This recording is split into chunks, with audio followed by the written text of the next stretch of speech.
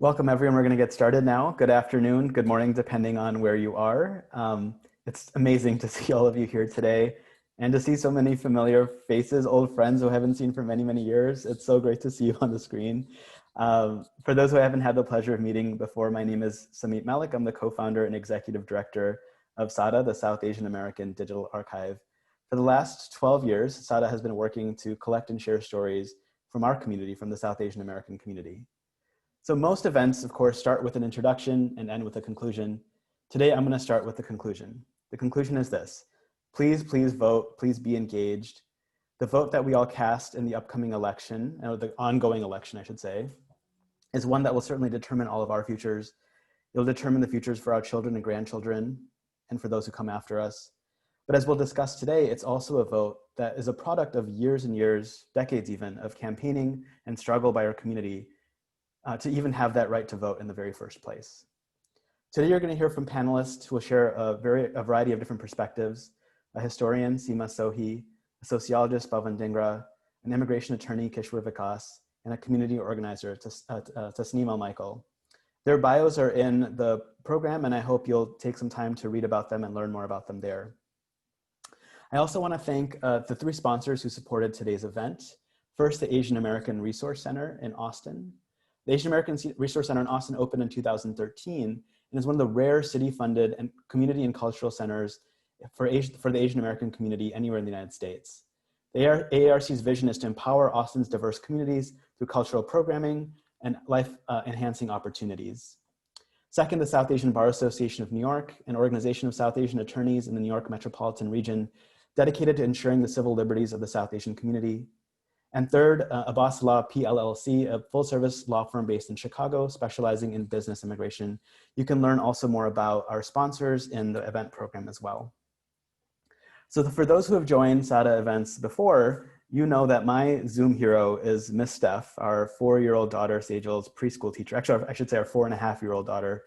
She'll want you to know that it's 4.5 now, not 4. 4.5-year-old daughter, Sajel's preschool teacher, who is really a master of getting nonverbal communication through Zoom, especially amongst kids. But I've been using, with her permission, some of her tactics at our SAADA events. And so she basically uses three tactics to get nonverbal participation. And I hope you'll all join me in practicing these right away. So the first is she asks everyone to tickle their heads. Can everyone join me in tickling your head? Great. The second is she asks you to touch your heart. Can you join me in touching your heart? And the third is a classic, of course, spirit fingers for applause. Can everyone join me in giving spirit fingers? Thank you, thank you. So Saturday, as you likely know now, is the 55-year anniversary of the 1965 Immigration Act.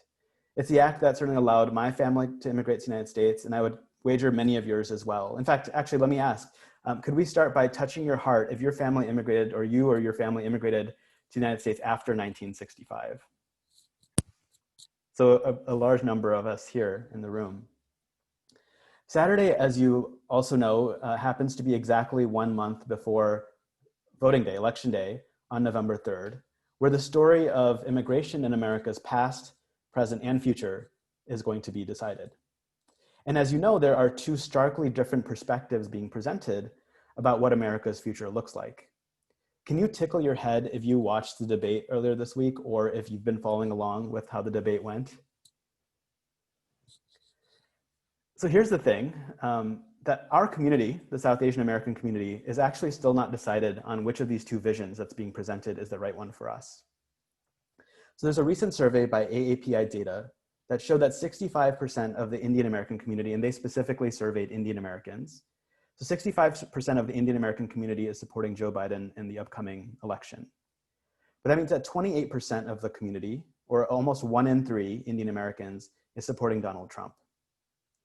Today's conversation, I hope, will provide some context that we all need to understand the history of South Asian immigration and the ways that immigration policy and xenophobia, racism, and immigration rhetoric around immigration impact our community today and will continue to impact our community going forward. So I'm going to start at the very beginning with Seema. Seema, could you please tell us a little bit about when South Asians first began immigrating to the United States, what brought them here at that time, and what were the conditions like for them here in the country when they arrived? Thank you, Sumit. Thank you so much for inviting me to be part of this panel. And it's such a joy to see everyone in the chat joining from all over the country and all over the world. Well, so Vivek Bald's work documents some of the earliest migrations of South Asians to the United States were actually Muslim peddlers who arrived at Ellis Island and made their way down the Atlantic seaboard and into southern cities to peddle silks from their native villages of Bengal. But the kind of majority of South Asians who began immigrating, or the large wave, really began in the first decade of the 20th century when South Asians began migrating to the West Coast, so Washington, Oregon, and California. And 90% of these migrants were Sikhs from the state of Punjab who were struggling with displacement, debt, and worried about losing their family's land holdings as a consequence of British economic policies. And at the same time that they're dealing with these struggles, they begin hearing about labor opportunities in the American West in the railroad, agriculture, and mining industries. And so I think this kind of confluence of both in danger of being displaced in Punjab and then opportunities for labor migration in a rapidly developing American West that's in need of labor facilitated their migration to the West Coast. There were also some who came for political reasons, intellectuals and students who were looking for a safe place, an asylum from which to organize against British colonialism in India. And so I see this early migration in the first decade of the 20th century as both a labor migration and a political migration. So people looking for places to sell their labor and to organize. In terms of the conditions, on the one hand, there are these incredible labor opportunities, and there are examples of South Asian migrants becoming quite successful as agricultural entrepreneurs. At the same time, these migrants faced incredible racism and racial violence. By 1907, both Chinese and Japanese laborers have been excluded from the United States. And so there's a strong kind of political tradition and climate of anti-Asian racism that's now going to be directed against South Asian migrants, who are referred to as a dusky peril, a Hindu menace, whose migration is referred to as a tide of turbans that needs to be stopped. And unfortunately, there were examples of racial violence against these early migrants, the most notorious being in Bellingham, Washington, in September 1907, when 200 mill workers were forcibly driven out of town. At the same time, I think it's important to emphasize in terms of what their lives were like here, their lives were really shaped by their resistance to the way that they were being treated, right? And increasing activism. And so one example of resistance would be that by 1909, and of course, really the migration begins sort of in large numbers in 1904 with almost 300. And it goes up steadily after that. But by 1909, immigration inspectors are excluding 50% of Indian immigrants or South Asian immigrants arriving in the United States using the public charge clause. So saying that racism is so rampant, right, against South Asians that the chance of them getting a job is so small that they'll probably become public charges. And that's used as a rationale to exclude 50% of them. And so you have these examples of South Asians arriving and showing up at the immigration station saying, we can give employment to a dozen right now, right? And you have the social and religious organizations that are being formed, like the Khalsa Divan Society, the Hindu Students Association, who are saying, we will assume financial responsibility for all South Asians. And so you see this resistance. And then, of course, an incredible example of political activism in the form of like the Ghadar Party, which organized to overthrow British colonial rule from the United States. And so I think that there's both this political activism that we're seeing in this moment and a resistance to their treatment that's really important to recognize as well. Seema, so you talked about some of the anti-immigrant violence that happened, notably in Bellingham and other parts of the country. Could you talk a little bit about how that xenophobia was reflected in Congress, in judicial decisions? What were some of the legislative actions or judicial decisions that were impacting the South Asian community in the country at that time? Yeah, so I would say the earliest example is definitely the kind of use of the public charge clause, which is already in immigration law, as a way, an extra legal way, really, right, of excluding people, even though there wasn't an official policy on the books. The first major example, though, that we have of a legislative decision is the 1917 Immigration Act. And there was a provision in that act, and at the time that it was passed by Congress, it was the most sweeping immigration law in this country's history. And there was a provision in it, the barred zone provision, which created a geographic region and said anyone who falls within this geographic region is part of a barred zone and is no longer allowed to come to the United States. So that, of course, has devastating consequences and virtually shuts the door, right, to migration. The other judicial decision that's very well known from this period is the United States versus Bhagat Singh Thind, in which the Supreme Court ruled that South Asians could not become naturalized citizens. And, you know, that has devastating consequences. One, obviously, because it prevents citizenship, but also there was a law on the books in California and then every other Western state after 1913 called the Alien Land Law, which said that if you couldn't be a citizen, you couldn't own land, right? And so that obviously has devastating consequences. And then finally, the 1924 Immigration Act, which is the first comprehensive immigration law or policy implemented in this country. And the reason why Thind is so important is the Thind case happened in 1923, which effectively says that South Asians cannot become naturalized citizens. Well, the 1924 Immigration Act had two really important provisions. One was a quota system. The second said anyone who's ineligible for citizenship cannot come to the United States at all. And so because Thind had just made that ruling, the Supreme Court had made that ruling, South Asians then are effectively barred from coming to the United States as part of the 1924 Immigration Act because of this naturalization policy.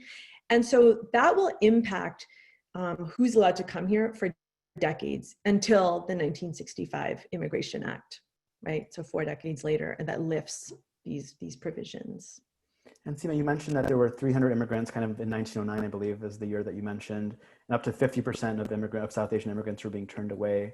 Do you have a sense of how large the community was at the largest point during this early wave of immigration in the early 1900s? Yeah, so actually the 300 number, I think it was 258, was 1904. Okay. And then it goes up slightly every year. I think the highest year was 1907 with just over 1,000. And then of course by 1909 with the public charge law, it goes down to 500 because half are being excluded. At the height of the migration period, the numbers were probably never more than 10,000. So it's a pretty small number in the United States. Mm-hmm. And so what happened to those 10,000 community members after the Thind decision in 1923, between that period in 1923 and then 1965 that we're talking about, the 1965 Immigration Act? What were their lives like? Did many of them go back to South Asia? What were they encountering here? Mm-hmm. I mean, I think the Thind decision was devastating. It had devastating consequences. 65 South Asians were denaturalized after the Thind decision.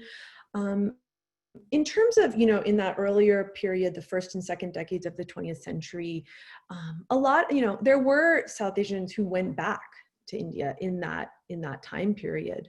But in terms of those who remained, I think the focus was really on sort of building their lives here. And so this is when you see the kind of growth and establishment of the Punjabi Mexican American community in the Imperial Valley. There remains an ongoing mobilization to free India from British rule. And so people are still very active in that. And then there's a concerted effort to try to lift the ban on naturalization so that the people who are here can become citizens. And that mobilization will be successful in 1946 with the Luce-Seller Act, which will allow South Asians to become naturalized citizens. And then of course, we do have in this period the election of the first three things: South Asian American, Asian American, and Sikh American all in one, in the figure of Dalip Singh Sandh to Congress in 1956. right? And so I think there's both a kind of establishment of a community here and seeking to participate in American democracy in really important ways, and a kind of ongoing organization against British colonialism in India. Thank you, Seema. And so moving forward a bit in time, Pavan, we talked about the 1965 Immigration Act being really pivotal to the eventual growth of the South Asian American community. Could you talk a little bit about the conditions in the country at that time and what led to the 1965 Immigration Act being passed?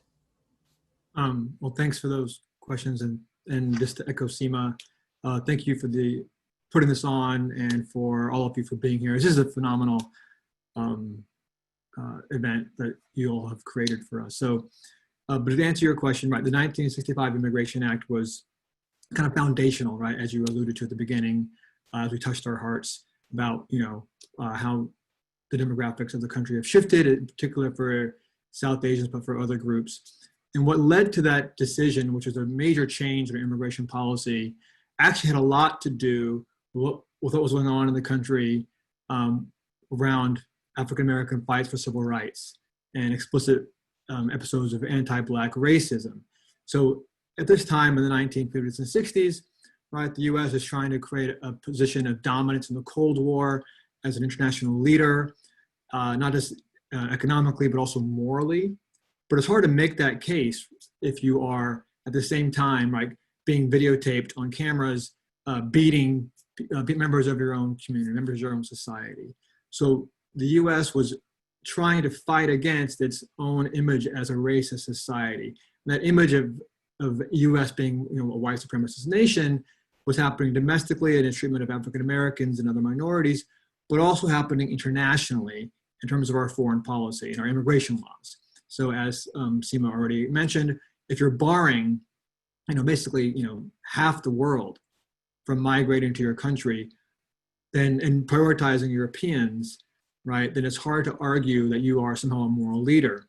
So the 1965 Immigration Act was meant to suggest that we are actually, we're an open society, we're a welcoming society, and it's not much of a coincidence that a civil rights movement is going on around the same time. In this way, however, that was the kind of the goal. Like, you could argue the goal was really to placate concerns internationally and domestically. It was not the intent of the law, even though it opened up and let in so many diverse people, to actually for that to be the outcome. So when the legislators were discussing the law and debating the law, they argued that, don't worry, this will basically have the effect of letting in more Europeans rather than Asians, Africans, Caribbeans, or others who have been typically not allowed in, or allowed in very few numbers, right? And the reason for that is, even though we're letting in people from all over the world, there's still a cap on how many immigrants we'll let in per year. And the presumption was, because the first people we'll let in, out of all the applicants across the world to apply for entry, we're first going to let in those who have relatives here in the country. That's our first priority. Well, that would definitely be Europeans then, given who's already here. But because Europeans did not apply to immigrate in large numbers, right, it then led in a lot of other applicants to come in under kind of secondary preferences. So the law was designed, right, for a certain kind of outcome, and without the expectation that what actually happened did. And so there's been many Asians and others who've come in since then. Thank you, Pavan. And so could you talk specifically then about South Asian immigration following the 1965 Immigration Act? Seema mentioned at the height in the early period, there were maybe 10,000 or so South Asians in the country. What happened to South Asian immigration after 1965? So before 1965, where there were, after 1946, you do see a trickle of actually Indians coming in, and they're allowed to be naturalized. You have spouses joining those who are here. The start of the Indian Americans in the hospitality industry happens in the 1940s and 50s. So it's not entirely just 1965, but obviously that you see a large number of South Asians from predominantly India, but other parts of South Asia coming in after 65. And what's key about that migration is kind of embedded in the immigration law. So today we look at South Asians and we say, for the most part, right, they're high income and they're highly educated, this kind of model minority profile. But in many ways, that's baked into which Asians we allow into the country. So the 1965 immigration law had a provision for those who are going to migrate here, who don't already have relatives. We're going to prioritize those who have expertise in science, medicine, and sometimes some degree the arts, but mostly science and medicine. And that's why you had so many physicians, engineers coming into the country from South Asia. The other part about the law that's been quite helpful for South Asians is that it didn't just allow those with the job skills to come, you could also bring your families. So you have entire families migrating at this time, not just individuals. And so you're able to, and then once they're here and they're able to come naturalized, and then you can sponsor their relatives, it allows for a domino effect to happen. So you have South Asians coming from all over, from all kinds of South Asians coming in the 1970s and 80s, diversifying the people who are here, who would come in the post-65 immigration law, because now relatives are coming and relatives of relatives, and it's not just around those who had a certain kind of professional or educational profile. And the laws have changed somewhat since then, kind of adding to this. So, as I'm sure many of our participants here today already know, the H-1B visa program in 1990, which allowed then for naturalization, created a huge number of South Asians coming in. Y2K, right, and concerns around that led to another wave of immigrants coming in. But even since 2000, right, the number of South Asian immigrants has, for some populations, has more than doubled. So the number of Bangladeshis in the country has practically tripled since 2000, right? The number of Pakistanis in the country has over doubled. The number of Indians has almost doubled just since 2000. So while 1965 immigration is a cornerstone for America's demographics and for many of us, as we have already hinted at, right, it's kind of the foundation. There's been so many things added onto that we kind of lose sight of, but we shouldn't, because South Asians are predominantly an immigrant population who have come, in the past 15 years. Thank you, Pavan. And so, yeah, and I think one of the important things to note is that there are now, according to the latest demographic information, more than 5 million individuals in the US that trace their heritage to South Asia. Our community is the fastest growing immigrant, in percentage terms, the fastest growing immigrant community in the country. And you've kind of touched on this a little bit, but could you talk a little bit about the other streams of immigration that existed, or maybe go into it in a little more detail since the 1965 Immigration Act? Right, so we have, in terms of different streams, right, you have different pockets of the same, because depending on your education level and your professional level, again, I'm highlighting that because that's what was the law kind of privileged, right? But after that, you have those who come in from a variety of different backgrounds, educationally and professionally.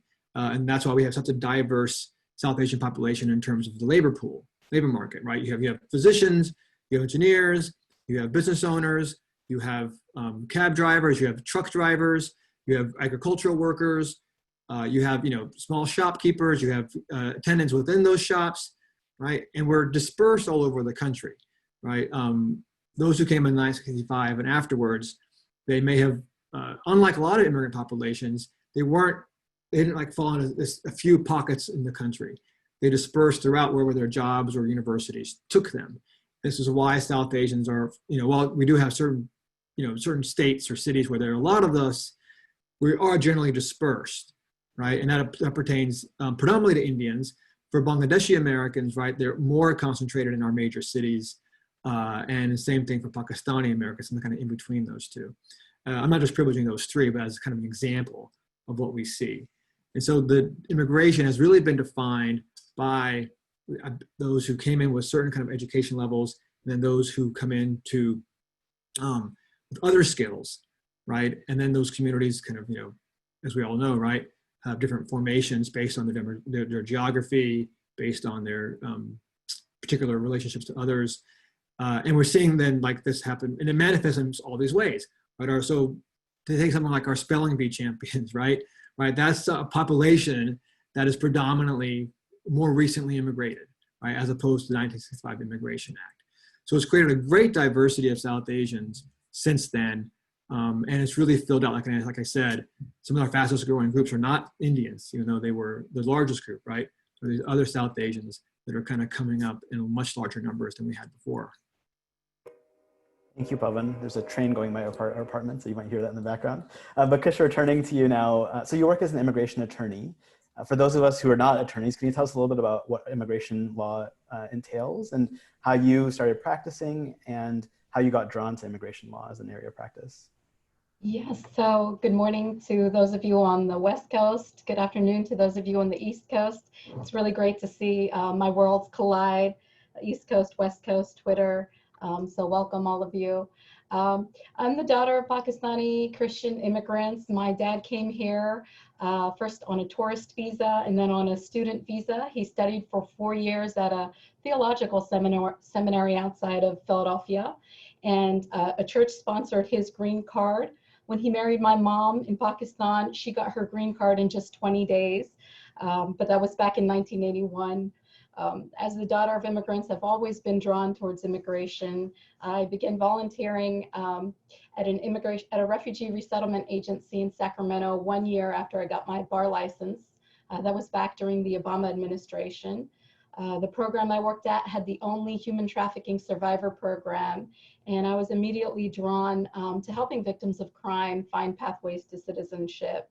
I was hooked for that reason, and also because as a South Asian, I think we have this model minority myth, this idea that we're more successful.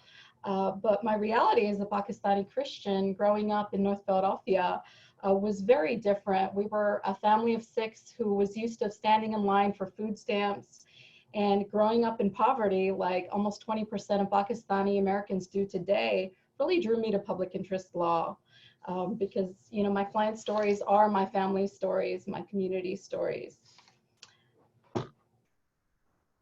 And Kishwar, you mentioned that you started practicing immigration law during the Obama administration and of course have continued practicing to this day. Could you talk a little bit about how immigration law practice has changed through these 2 administrations, and particularly during the Trump administration?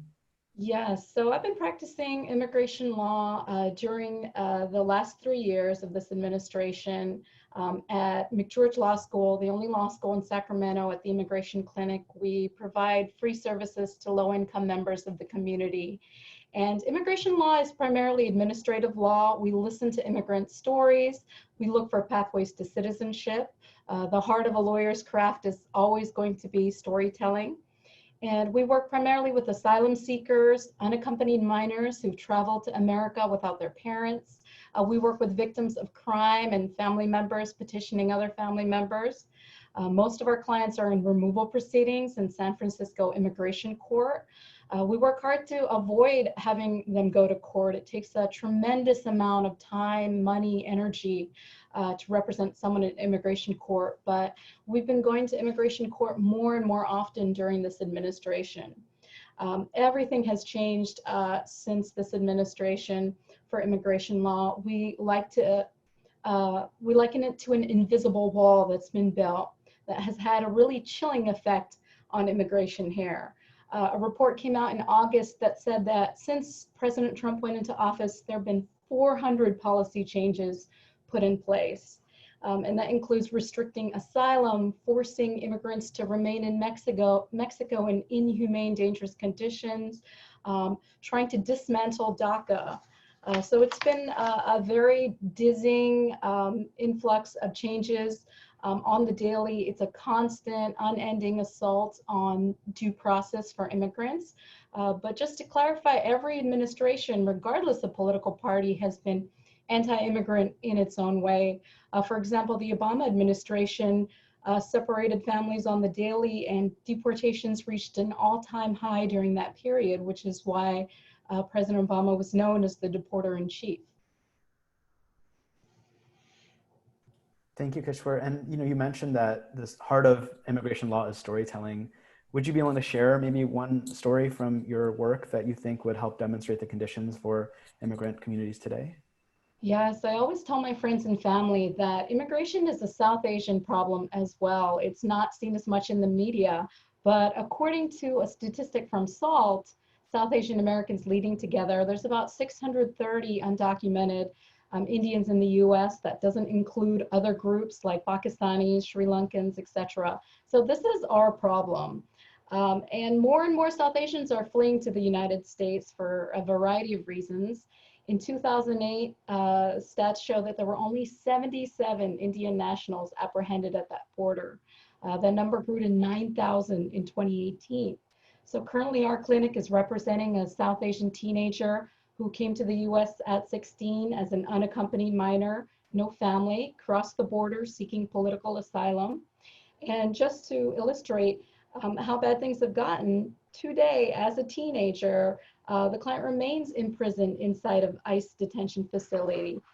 Despite the pandemic, despite a grant by an immigration judge saying that they're at high risk for persecution in South Asia, they remain imprisoned over a year at this point. And keep in mind, that's after, 7 months of litigation, countless hours of work from attorneys and law students.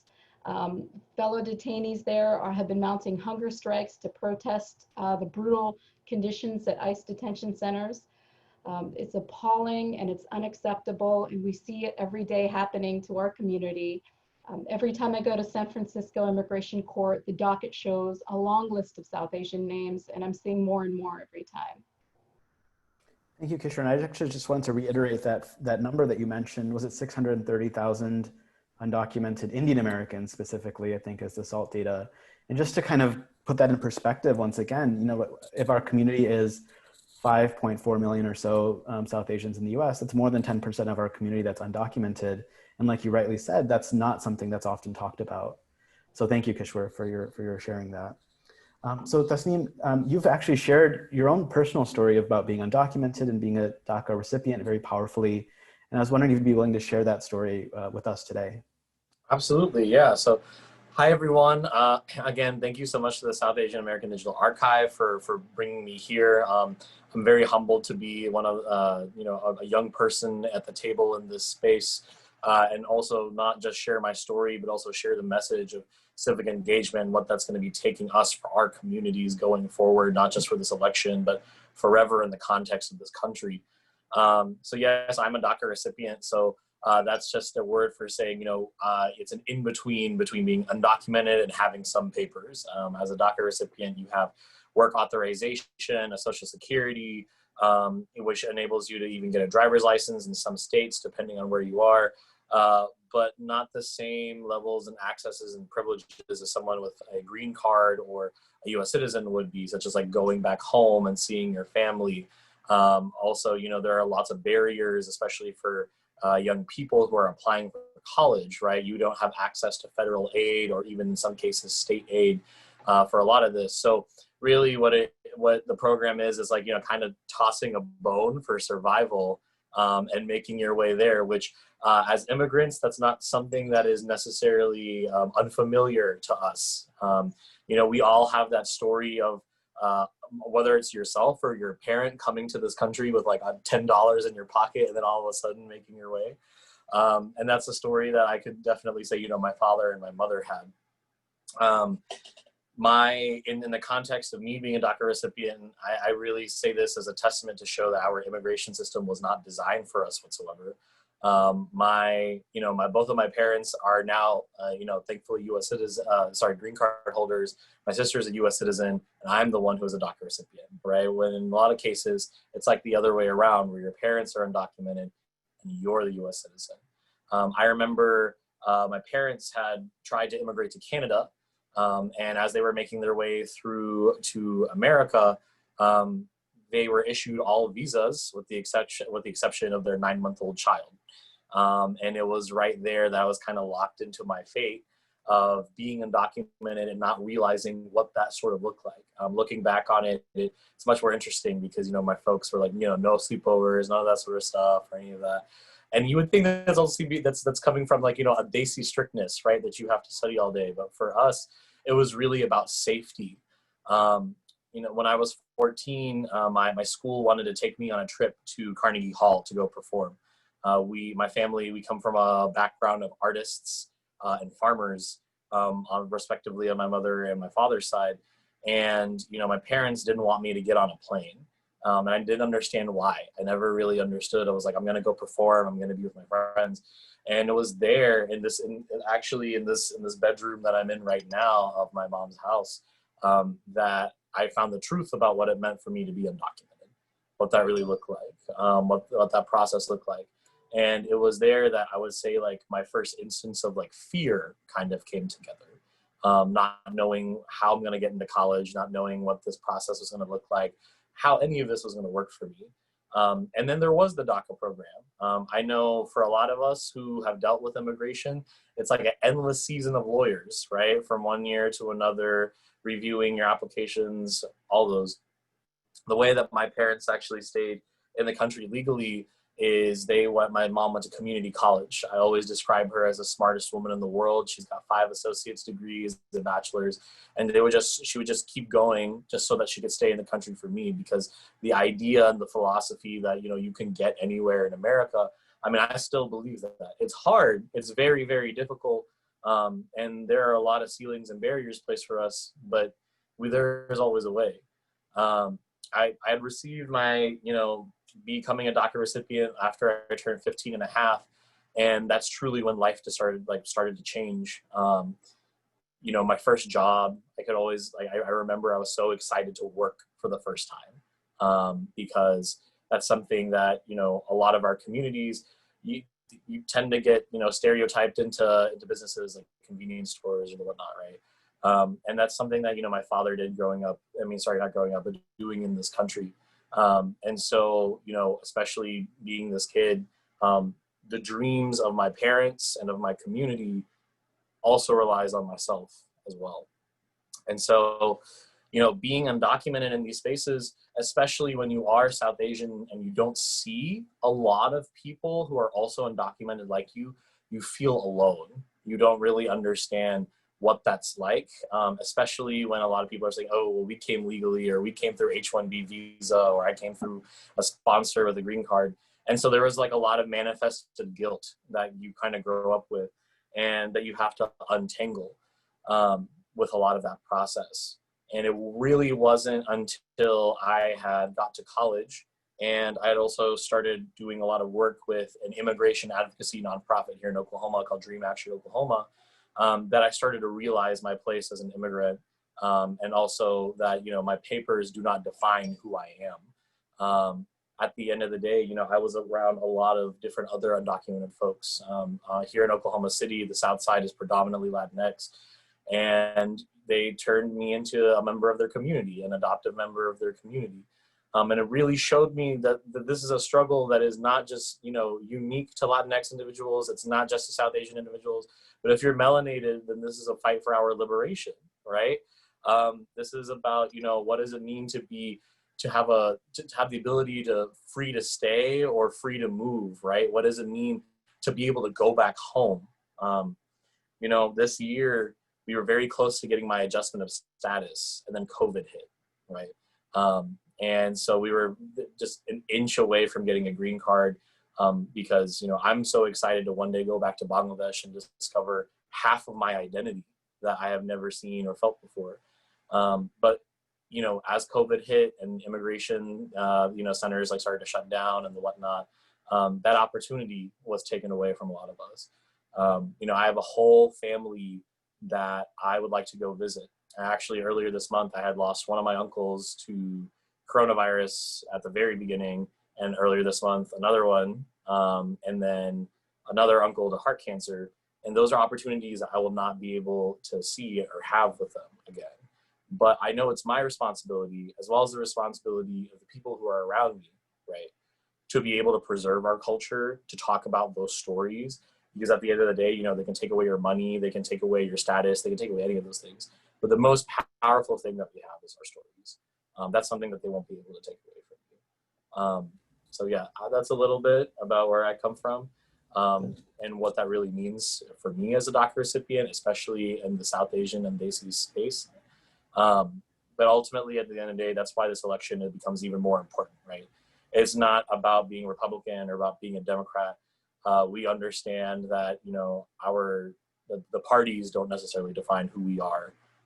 In terms of our politics, it's about making sure that the quality of life is raised for every single person in our community. Tasneem, thank you so much for sharing and your willingness to share your story. I think it's so important for all of us to hear. Could you talk a little bit more about the history of the DACA program? You shared a little bit about what it's meant for you personally. Can you share a little bit about the history of the program itself? Right, yeah. So, and of course we have lawyers on here who can correct me in case I don't know. But it was a program that was created through executive action through the Obama administration, which is to say that it was not passed by Congress. It's not a program that is completely permanent. There's been a lot of different legal fights about it. Actually, earlier this year, surprisingly enough, the Supreme Court ruled in favor of DACA recipients in a 5-4 majority of keeping the DACA program intact, right? I was lucky enough to be one of the individuals in the amicus brief to, to supplement, to say that somebody like Brett Kavanaugh and Ruth Bader Ginsburg watched my story it's a surreal kind of thing to say. But also at the same time, it's to also realize that, we went and we won against an anti-immigrant administration, right? The DACA program is, to get into a bit more specifics, is not necessarily a new program. It's on a legal definition. I think it's a I-797D, which in that D, that stands for deferred action. That's a program that is very similar, if not the same, as the TPS program or the Temporary Protected Status program. And I mean, basically it was considered an innovation within its time, but it has opened the doors for a lot of folks, undocumented minors in particular, who came before 2012 within this country. So if you are undocumented and you came after that period of time, I mean, there is not a solution for those folks yet. There is not a permanent legal legislative solution. Pieces of legislation like the DREAM Act has come before. The Dream and Promise Act has also come before. Many pieces of immigration legislation, but it's been stalled several times over and over again because, I mean, immigration is a game for a lot of people, especially for the administration. So. And Tasneem, you work as a community organizer, working to mobilize and activate our communities, and especially young people. Could you talk a little bit more about your work doing that, and especially your work with United We Dream? Absolutely. So in my day job, I work as the National Civic Engagement and Training Manager for United We Dream, which is a fancy word for saying I get to work with really young brown folks all across the country. In places from Texas to Florida to California to New York. It's truly amazing to be able to do all of this from my bedroom. What we do is we get these folks, these young people together and help mobilize them to influence policy as well as participate in the elections, not by voting, but by getting people they know to vote. This is what a concept that we understand is relational organizing. If you've ever participated in political phone banking or anything like that, there's like random voters that you're talking to. This kind of switches that component where we are talking to everybody that we know. There's even, and I'll say this too, like in my capacity, I've worked as a political consultant and campaign manager, right? From Oklahoma, we elected the first Democratic woman to Congress that we've ever seen. Her name is Kendra Horn. And in those particular, those races, is like, I can't vote. I don't have the ability to vote, but that's not an excuse because I know people who can help voice on my behalf, who can work with me, right? We understand that also part of civic engagement is that elections are not the only component to mobilize power for your community. We have things like lawsuits. As we've seen, with the Supreme Court, right? We have things like corporate accountability. When we have these giant mega corporations who are exploiting members of our community, paying them much lower wages than that they're actually deserved of, right? We see this with an abuse in the H-1B visa system program. And not from the immigrant side, but more so from a business perspective. Another way that we also talk about mobilizing and putting power to accountability is literally by getting out there, right? We live in an era of where BLM is the now, right? In the post-Floyd era. And we've seen that, in the loss of one man, how much we have been able to make change in all of these cities, right? For example, like LAPD reallocating a lot of money away into social service programs. Same thing in a lot of different other places in the country. What examples like Minnesota, for example, right? And that mobilizing power is not simply just through elections, but you can also do that with your personal power, your personal ability, right? There are many different ways to organize your community and put that together. So those are just a couple of the different ways that in my work as a civic engagement manager, what I have to do to rally the base together, right? It's what I do. Also, I would love if all of you would go check out United We Dream. We actually have this program called the Here to Stay Squad, where if you are, undocumented, mixed status, or you're impacted by immigration, which I know a lot of us here are, you can join and you can participate and help find out more ways that you can activate based around, the happenings within politics right now. Thank you, Tasneem. I'm going to actually add the URL for United We Dream into the chat. As Tasneem requested, please do check out the work that they're doing. It's incredibly important. So now I want to turn back to each panelist and give them the opportunity to share a little bit about what they want us to take away from the conversation. Seema, starting with you, the histories that you were talking about are from 100 years ago. What's the relevance? Like, what can we learn from that history from 100 years ago that would be relevant to the conversation in our community today?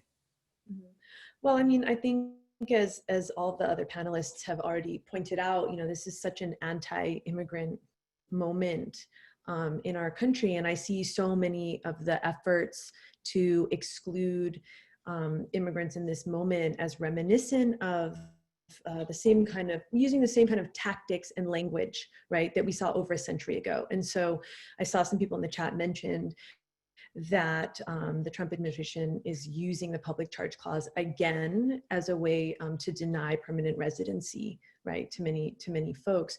And also just, so many of the kind of executive orders and the various policies that are kind of appealing to fear and hysteria in the name of national security as a way to further restrict, right, migration.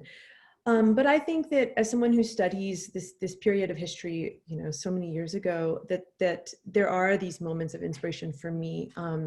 I grew up, my family, when we first immigrated to this country, we immigrated to Stockton, California. And I grew up going to the Gurdwara in Stockton, having no idea that was the first Gurdwara that was built in the United States, right? And it was only years later as a graduate student when I was doing archival work that I learned that, and that I learned that was actually a really critical space and site of anti-colonial organizing in this country. And so when I look back on these anti-colonial activists who no one expected to become anti-colonial activists, they came as migrant workers. 50% of them served in the British Indian Army, right? But they responded to racism and racial violence in the United States by organizing. And they organized against colonial rule in India. They organized against racism in the United States. But I would argue both of those movements were really in the end about organizing against white supremacy, right? And so one of the examples I like to point to in this early history is there are some examples of a politics of solidarity in which South Asian journalists and intellectuals in particular kind of articulated their struggles against colonialism in India in relation to African-American struggles against Jim Crow in the South. And I don't think those are equivalent necessarily, but I think that to see a politics of solidarity being articulated in that way in 1907, right, is really important for us to think about in this moment when these struggles aren't just about our own community and finding a place for our own community, but thinking about how that sense of belonging and that contribution to the making of democracy has to happen in solidarity with other racialized people. Seema, thank you so much. Pavan, could you talk a little bit more about voter participation, political participation by South Asian Americans today, and where you'd like to see it going? Yeah, so we know that from the last election with Trump versus Clinton, right? South Asians in general were overwhelmingly for Clinton, but it wasn't as if every group voted the same way, right? Exit polls show that 90% of Bangladeshi Americans and 88% of Pakistani Americans voted for Clinton. and it was 77% for Indian Americans. So it's still, 3/4, but it's not 90%, right? And so we have, so this current election going on now, right, there's been more of a movement by the Trump party to push for Indian American votes. And there's been a lot of discussion around how much Islamophobia is going to be really driving votes by certain South Asians, predominantly Indian Hindus, in a particular direction, something to be really mindful of. And I want to just kind of refer back to something that Seema mentioned, but also how I started my comments earlier, right? If this 1965 Immigration Act owes, right, much of its development to anti-Black racism, right, the fighting against anti-Black racism and the civil rights movement at that time, it's incumbent upon us, right, as South Asian Americans, to recognize that and realize that, as Seema alluded to, right, weeding out our own anti-Black racism, not just in terms of our family commitments and our personal lives and our own biases, but also in how we vote, which is what the theme is today, becomes incumbent upon us. Like, we owe this in some ways. And especially as we think about how there are South Asians who are well positioned in certain swing states, Florida, Michigan, Pennsylvania, where you are, even Nevada, right? These are swing states which are growing percentage of South Asians and can make a difference in how the election goes. And so it's all the more incumbent upon those spaces to make sure there's language access to ballots, right? We can't take that for granted. To ensure that the over 2 million South Asian Americans eligible to vote are able to vote and exercise their right. Thank you, Bhavan. Kishwar, as someone who sees the immigration system from the inside, what are some changes that you would want to see to make our immigration system today more just and more humane? Yeah, so I have a lot of ideas on that. And as mentioned by the other panelists, our immigration system was literally founded on the ideals of white supremacy. Adolf Hitler literally used our 1924 Immigration Act as a model for his program of racial purification. So the system isn't just broken, it was intentionally never assembled correctly from the get-go. There's 5 things I would love to see. First of them is abolish ICE. It's not just a hashtag. Immigration and Customs Enforcement was only created in 2003 in response to 9/11. It's an unabashed militaristic organization that routinely brutalizes and separates immigrant families. I encourage you all to watch Immigration Nation on Netflix to learn more about the unlawful ways in which ICE is operating today. The other thing is to end immigration detention. From the 1990s, we have gone from about 100,000 detainees in ICE detention to 500,000. And numerous studies show that the overwhelming majority of immigrants show up for their court dates. So why are they still being continued to be detained in these private for-profit prisons? You tell me. Another pathway I would propose is amnesty. Hundreds of people have no pathway to citizenship. Often they come from mixed status families. President Reagan had created a pathway for citizenship through amnesty back in 1986. It's something that we can revisit. Another thing is we have quotas for immigrants that force them to wait in line for years. I had a client last week come in who's been waiting for a green card from a sibling for over 20 years. That's ridiculous. Let's end these quotas and move forward. And finally, I would have to say open borders. For the first century of the United States, immigration to the country was unrestricted. We had an open borders policy for those first 100 years. And for most of US history, all immigrants were undocumented. In the 18th, 19th century, the idea of someone coming into a new country and starting a life without any papers was normal. So that's my wish list. Kishwar, thank you. And Tasneem, finally, as an advocate for immigrant youth, what do you want all of us to take away from the conversation today, particularly as it affects young people? Give us the chance. Seriously, I mean, this is an age right now where, I mean, especially in the COVID era where we are dominating the digital environment. Additionally, like I would really want to communicate and say, trust young people, especially trust young Desi youth in particular. We aren't ignorant of the circumstances. In fact, a lot of us know much more than we realize. It's just the hardest conversations are with your friends and family, especially I mean, where right now, and in the past, you know, our families don't really ever want to kind of talk about like those politics, or if it's politics, it's back home. Well, we're home here and we're home there, right?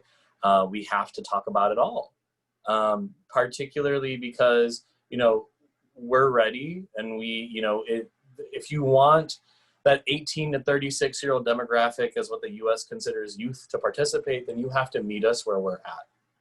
You have to talk to us on the platforms that we use. You have to care about our issues. You have to talk about the things that, you know, we consider threats to our existence, like climate change and the ability to never be able to get out of debt. You know, it really is a matter of taking a chance on young people because, you know, we're ready. We see it as it is. One story that I'll leave with is, you know, the most, I would say, momentous occasion in my entire life was when I was with UWD. We had went to the Senate building, in the rotunda, and we held a sit-in. And it was like 100 young brown and black youth. And they had shut down the federal government. We had shut down the federal government for a couple hours. And that's because a group, just a small group of people, came and voiced their opinion, who could not even vote, right? We were arrested for civil disobedience, but we were able to make that change, right? It simply requires all of us to be at the table and to listen to each other when that time comes. And that time is right now, so. Thank you, Tasneem, and thank you all so much for joining us today. As Tasneem said, this is all about relational organizing, and so I'm going to ask you, you know, all of us are here today because we're obviously inclined, we're interested. Please share the information that you've gained today with your friends, with your family. We'll share the recording of the panel so that you can hopefully share it with others so they can also access the information that was shared today. And can you please join me by giving all of our panelists a round of spirit fingers? Thank you so much for sharing all of your amazing information and knowledge and personal stories with us today. Thank you all for joining us. We look forward to being in touch. Please vote, please participate. Take care.